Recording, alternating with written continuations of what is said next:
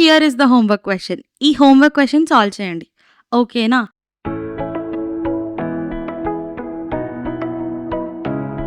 Hello class! ఇవాళ మనం exercise 2.1 solve చేయబోతున్నాం. 2.1లో first question which of the following are sets? ఓకేనా? మనకిక్కడ 5 క్వెషన్స్ ఉన్నాయి. ఇందులో ఏవి సెట్స్ ఇంకా ఏవి సెట్స్ కావో మనం చెప్పాలి. ఓకేనా? ఫస్ట్ వన్ చూద్దాం. ఇక్కడ మీకు క్వెషన్ కనిపిస్తుంది కదా! నేను మళ్ళీ రాయట్లేను. ఫస్ట్ క్వెషన్ ఏంటి? The collection of all the months of a year beginning with the letter J. ఓకేనా? ఇప్పుడు ఇయర్‌లో ఉన్న అన్ని మంత్స్ కావాలంట. Beginning with the letter J. అసలు జేతో ఏమేముంటాయి మంత్స్? ఒకసారి చెప్పండి. జాన్వరి, జూన్ ఇంకా జులై. అంతేనా?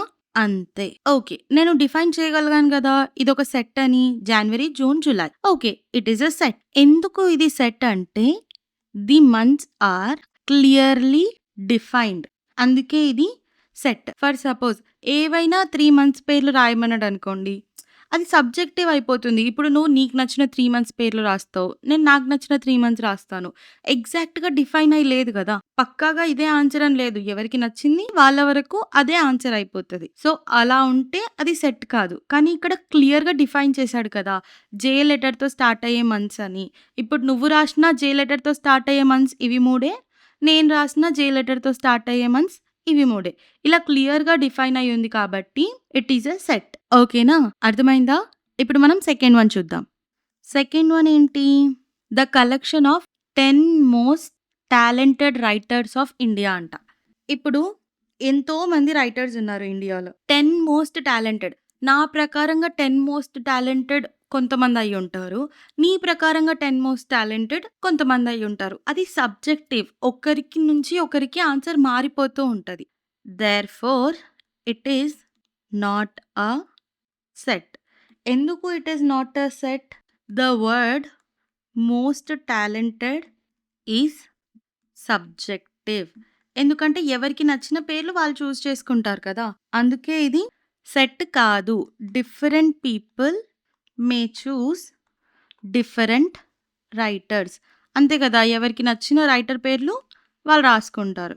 ఇలా పర్టిక్యులర్‌గా వీళ్ళే అని ఆన్సర్ ఉండదు. అందుకే ఇది సెట్ కాదు. ఓకేనా? అర్థమైందా? ఇప్పుడు మనం థర్డ్ క్వెషన్ చూద్దాం.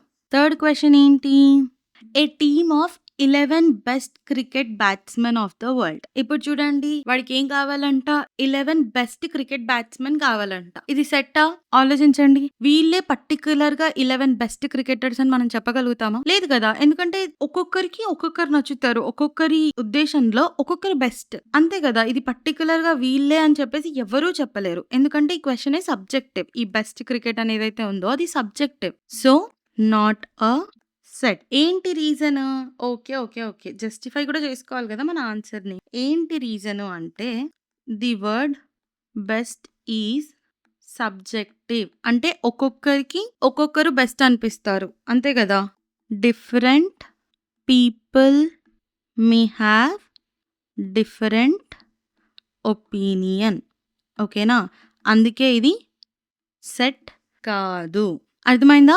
ఇప్పుడు మనం ఫోర్త్ క్వెషన్ చూద్దామా? ఫోర్త్ క్వెషన్ ఏంటి?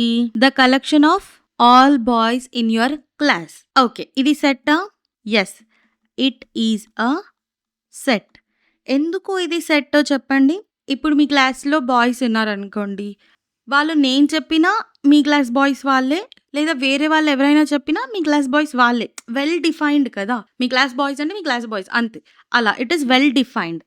It is well defined. అందుకే ఇట్ ఈస్ అ సెట్. ఓకేనా? అర్థమైందా? ఇప్పుడు మనం ఫిఫ్త్ క్వెషన్ చూద్దాం. ఫిఫ్త్ వన్ ఏంటి? The collection of all even integers. ఇది సెట్టా? Yes. It is a set. ఎందుకంటే నువ్వు చెప్పిన ఈవెన్ ఇంటీజర్స్ అవే. నేను చెప్పిన ఈవెన్ ఇంటీజర్స్ అవే. ఎందుకది సెట్? రీజన్ ఏం రాస్తాం మనం? Even integers are well defined. అందుకే ఎవరు రాసినా అవే ఈవెన్ ఇంటీజర్స్ అంటే. అందుకోసమే ఇదొక సెట్. ఓకేనా? ఎగ్జాంపుల్‌కి ఇక్కడ రాస్తున్నాను చూడండి. -2, -4, 0, 2, 4 సో ఆన్. ఓకేనా? ఎవరు రాసినా ఈవెన్ ఇంటీజర్స్ అనేవి ఒక్కటే. అందుకే ఇది సెట్. ఫస్ట్ క్వెషన్ అర్థమైందా? అర్థమైతే here is the homework question. ఈ హోంవర్క్ క్వెషన్ సాల్వ్ చేయండి. ఓకేనా? The collection of all squares of natural numbers. ఏమంటున్నాను? ఈ న్యాచురల్ నంబర్స్‌ని స్క్వేర్ చేశాక అవన్నిటిని కలెక్ట్ చేస్తే అది ఒక సెట్ అవుతుందా? అవ్వదా? ట్రూ అయితే ఆప్షన్ ఏ అని చెప్పండి. ఫాల్స్ అయితే ఆప్షన్ బి అని చెప్పండి. 2 అయితే ఆప్షన్ సి చెప్పండి. లేదు నేను చెప్పలేను అంటే ఆప్షన్ డి అని చెప్పండి. ఓకేనా? ఖచ్చితంగా కామెంట్ చేయండి. నేనది కరెక్ట్ ఆన్సరో, రాంగ్ ఆన్సరో రిప్లై ఇస్తాను. అలాగే డీటెయిల్డ్ సొల్యూషన్ కావాలి అంటే షార్ట్స్‌లో పోస్ట్ చేస్తాను. ఒకసారి చెక్ చేయండి. ఓకేనా? ఇందులో ఏమైనా డౌట్స్ ఉంటే ప్లీజ్ డూ కామెంట్. నేను ఖచ్చితంగా రిప్లై ఇస్తాను. అలాగే అర్థమైతే అర్థమైందని కూడా కామెంట్ చేయండి. అది మాకు చాలా మంచిగా అనిపిస్తది. Please do like, share, comment and subscribe. ఓకేనా?